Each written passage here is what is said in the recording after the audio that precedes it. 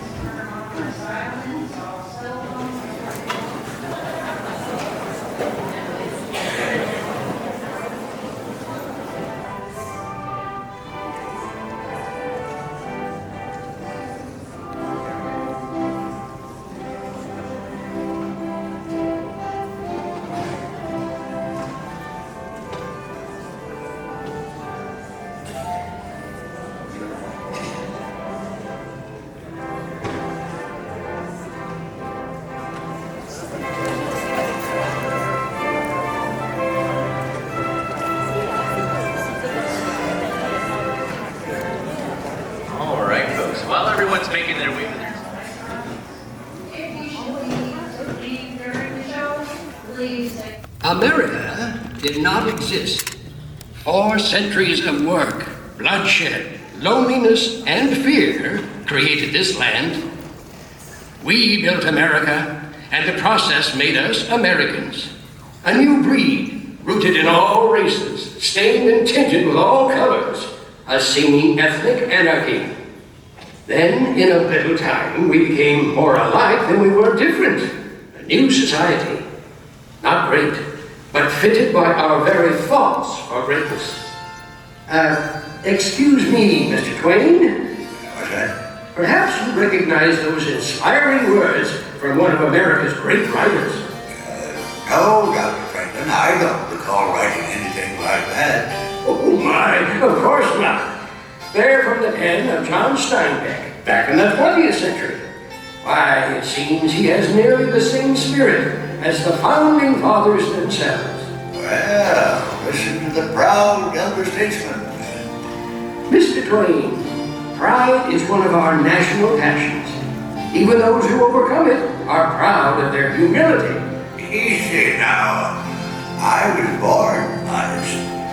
Fortunately, or off. Dr. Franklin is our genuine American antique. I suppose our story began with you. Actually, it started long before even my time. It started when dreams and visions of a new world were shrouded in the myths and legends of an old world. Finally, through those early mists of uncertainty, sailed the first great adventurers. This tiny ship is the Mayflower, carrying pilgrims in search of their dream, a dream of religious freedom. So, if you pardon an old man's pride, for me, this is the beginning of the American adventure.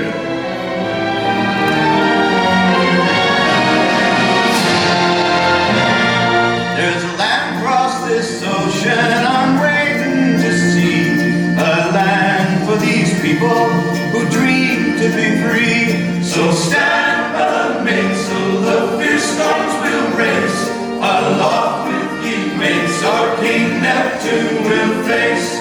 You'd think that these land lovers never would last. This cargo of pilgrims 12 feet for the mast. It's land ho, we hearties, at last we've arrived. And praise be to God, nearly all have survived. But a look o'er this wilderness brings me to dread that the first bitter winter may leave all more dead. They call themselves pilgrims, these poor wretched souls, with a dream to be free in the new world they're born. Yes, far from welcoming the early settlers, this land severely challenged them. It was a struggle for survival that gained but a tiny toehold in a vast, untamed wilderness. In the decades that followed, a new challenge began to emerge. We were growing more and more apart from the mother country. Passion began to govern, and she never governs wisely. The British think it's fools we be. If they tax our trade, then our land be next, and soon all else we possess. Hear me now. You ask defense against the French and the Indians. Should you not help pay for it? Parliament's colonial policy is both arbitrary and unjust. That's nonsense. The same tea that cost you 3 shillings a pound costs us 6. First, we spoke out with our voices. Then, we spoke out with action, with a growing defiance that led to the Boston Tea Party. Hear ye! Hear ye! By royal proclamation, His Majesty King George III hereby sets... Look at this! They're closing the harbor! But surely we could work something out. Our king feels we've wronged him. Your king, you Tory! Either we cut the ties with England, or we surrender our liberty! Finally, the time had come to speak with one voice in a declaration of independence. Good evening, Mr. Jefferson. Have you finished the new draft yet? Those are new drafts all over the floor, Dr. Franklin. It seems one stroke of this pen brings 2 changes from Congress. I told you John Adams should have written this. Oh, by his own admission, you can write circles around him. Mr. Adams has not been prisoner in this loft for 17 days. I shall continue tomorrow. You must continue now. Thomas, it is difficult to make 13 clocks chime at the same time, but we must carefully justify this separation. Dr. Franklin, while you slept soundly through the meeting this afternoon, we did manage to justify separation. We hold these truths to be self-evident, that all men are created equal, that they are endowed by their Creator with certain inalienable rights, that among these are life, liberty, and the pursuit of happiness. And to secure these rights, government. Ever must revere, let every man take his musket up and fight for freedom dear. We'll hit the flanks of the red coat ranks as Yankee volunteers. Oh, 'tis a great delight to march and fight, but it's getting tough, I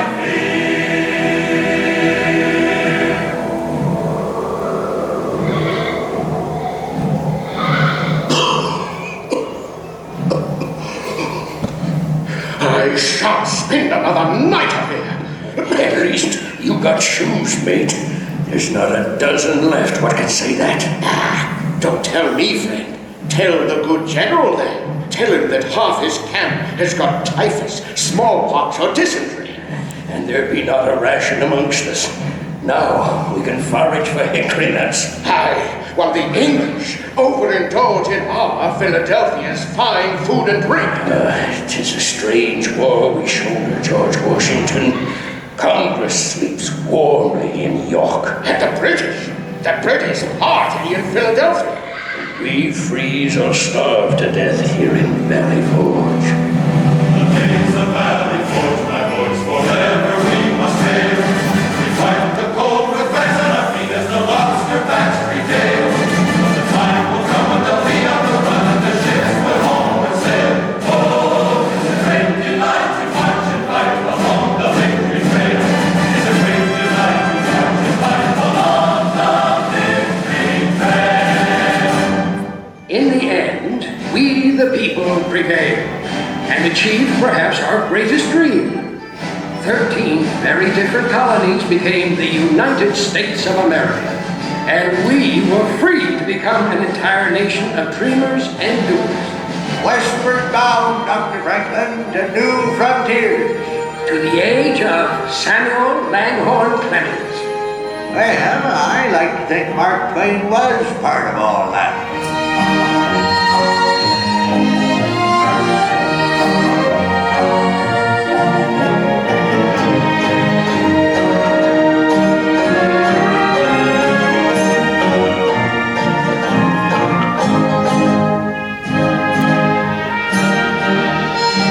Yes, sir, Dr. Franklin. You founding fathers gave us a pretty good start, don't you know?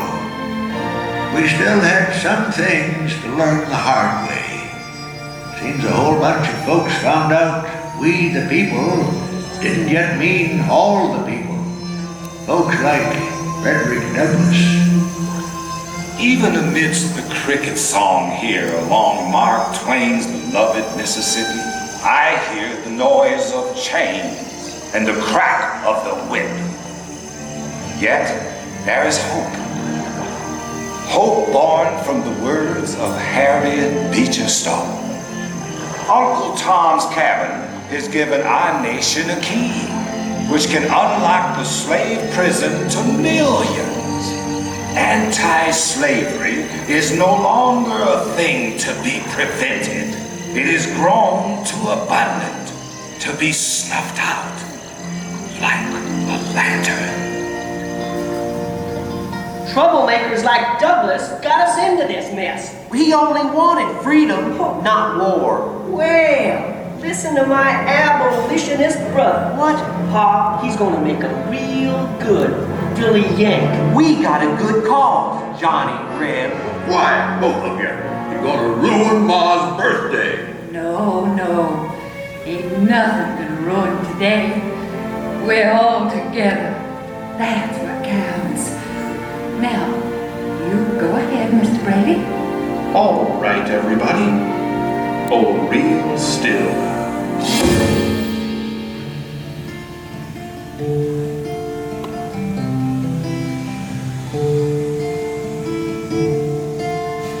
Two brothers on their way, two brothers on their way, two brothers on their way, one more blue and one more gray.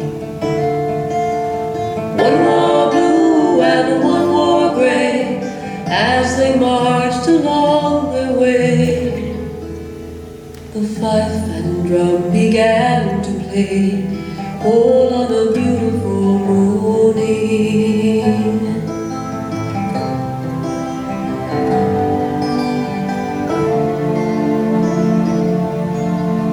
One was gentle, one was kind. One was gentle, one was kind. One came home, one stayed behind. A cannonball don't pay no mind. A cannonball don't pay no mind, if you're gentle or if you're kind. It don't think of the folks behind, all on a beautiful morning. All on a beautiful morning.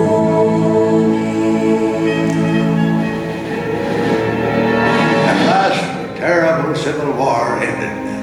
The time had come to rebuild our shattered nation, and a new wave of immigrants would help us do it. From around the world they came, these new Americans, 1,000 noble courage, wrote Chairman Melville, all pouring into the one. Seems there was a new dawn coming for the American adventure. Enough of your words. Let your new dawn lead to the final sunset on my people's suffering. When I think of our condition, my heart is heavy. I see men of my own race treated as outlaws or shot down like animals. I hope that all of us may be brothers with one country around us and one government for all. From where the sun now stands, I will fight no more, forever. The wisdom of the great Chief Joseph reminded us once again of our long, painful journey through the frontiers of human liberty. Woman has shown equal devotion with man to the cause of freedom. Together, they have made this country what it is. We ask justice. We ask equality be guaranteed to us and our daughters forever. Well, here we are, back in the heat of Franklin's Philadelphia again. We're 100 years old today. We came a long way in that first century. And like Susan B. Anthony, we're still speaking out. And why shouldn't we, Mr. Twain? As Tom Edison says, discontent is the first necessity of progress. Edison? Afraid I don't place the name. Edison's that young phonograph inventor. Why, this great hall is filled with new inventions. There's Otis elevator, tallest, magnificent steam engines. And don't forget me telephone, the true hallmark of progress. Aha! Behold the proud Scots. That's right. Carnegie Steel built this place. Aye, and it'll soon build a new concert hall for New York. Oh, Carnegie Hall, eh? It'll never last. Donating libraries. Andy, that's a grand idea. 'Tis an age for grand ideas. An era for innovation. A dawn for new awareness. A time to challenge the frontiers of a new century.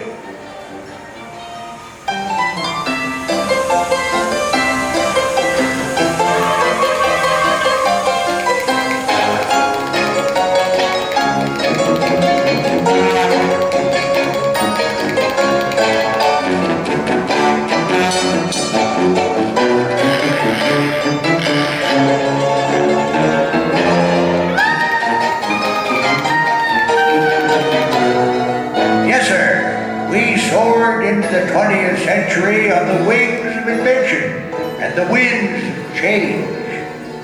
But our America the Beautiful, she was changing too. We needed people like Teddy Roosevelt and an outspoken naturalist, John Muir, to get our attention. Beautiful. Bully beautiful. Those falls are magnificent. Aye, Mr. President. But it won't last if the timber thieves have their way. John, you may be right, but the country's growth is putting a tremendous demand on our resources. Any fool can destroy trees. Why, for more than 3,000 years, God has cared for our giant sequoias, saved them from drought, disease, avalanches, and floods. But he cannot save them from fools. Now, John, you know I can't ask lumbering to stop completely. All I ask is that we stop massive destruction. What will our children inherit? Seedlings? Of course not. I realize we're not building this country for a generation alone. I know we've got to expand our parks. Then start it here and now. Make this valley a part of Yosemite National Park. Well, I guess we needed those national parks. Seems the simple life of my day was slipping away. Ready or not, we were soon thrust into the hectic role of a world leader and into the war to end all wars.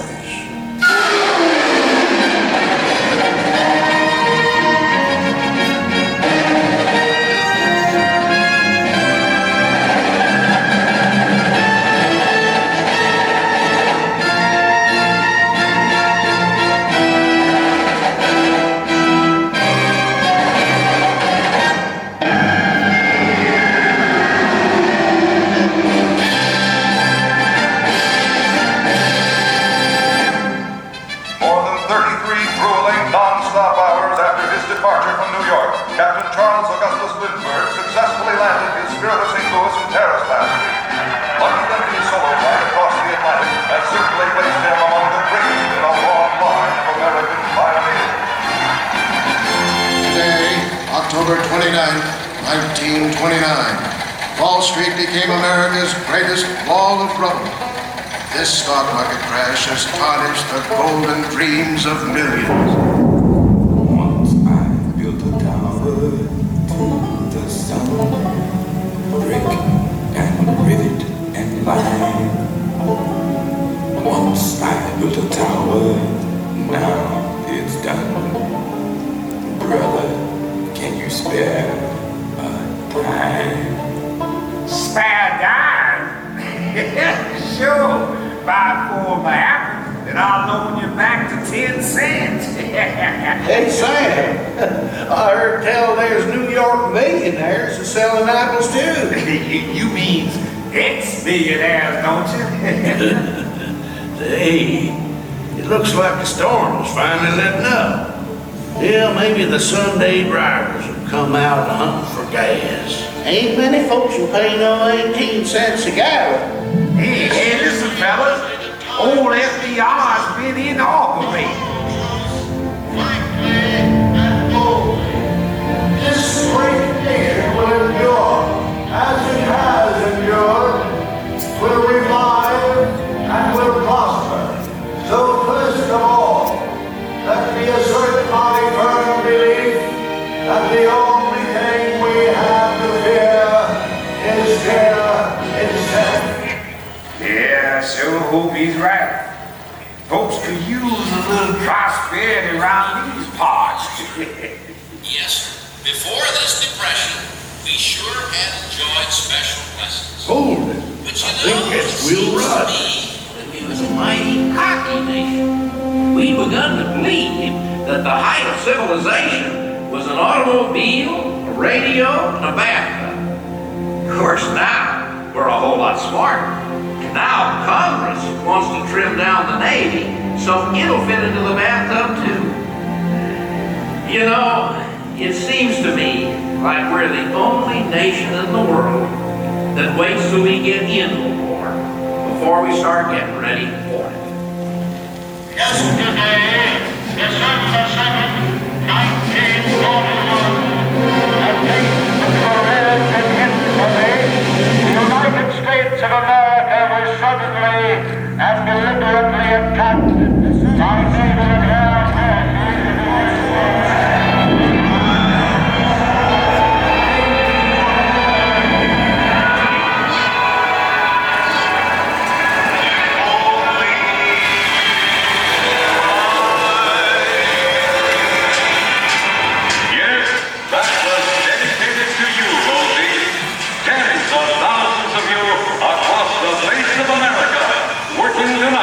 To keep our boys in the fight. To all of you out there, a very Merry Christmas. Well, Rosie, think you'll ever get this old tub back in the fight? We'll sure try, sailor. Hey, what did you fellas do? Let the whole Nazi fleet use it for target practice? Yeah, no wonder they got us working double shifts. Great way to celebrate the holidays with our guys over there. Cheer up, Jane. Maybe we'll all be together by next Christmas.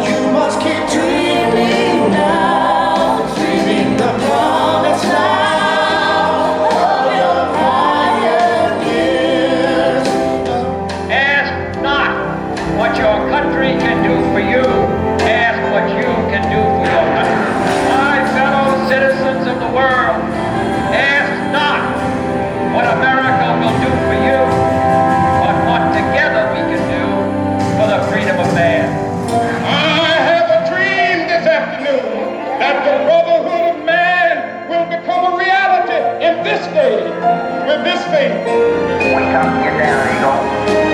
And hold it there,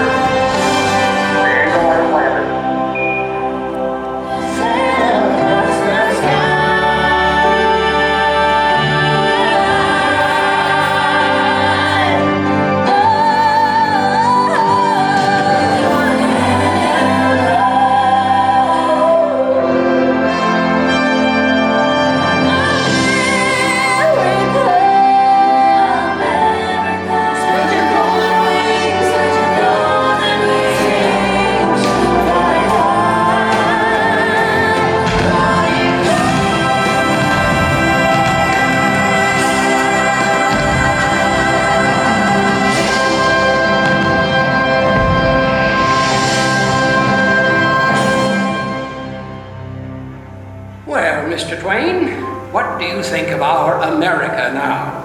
I think the founding fathers never dreamed of an America like this. Of course not. We weren't dreamers, we were visionaries.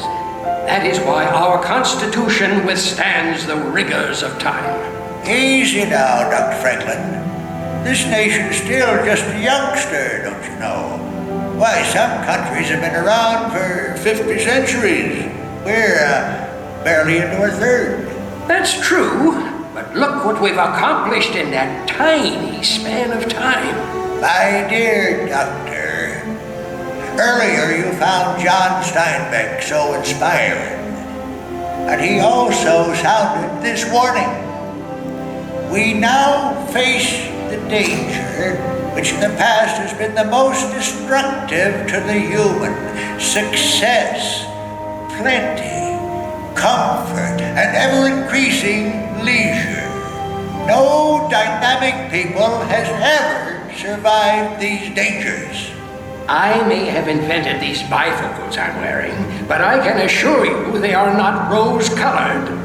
Mr. Twain, the golden age never was the present age, but with human liberty, we can fulfill the promise and meaning of America. To everyone a chance, believed Thomas Wolfe. To all people, regardless of their birth, the right to live, to work, to be themselves, and to become whatever their visions can combine to make them. This is the promise of America. Mr. Twain, 'tis easy to see, hard to foresee, but I foresee the American adventure to continue a long, long time.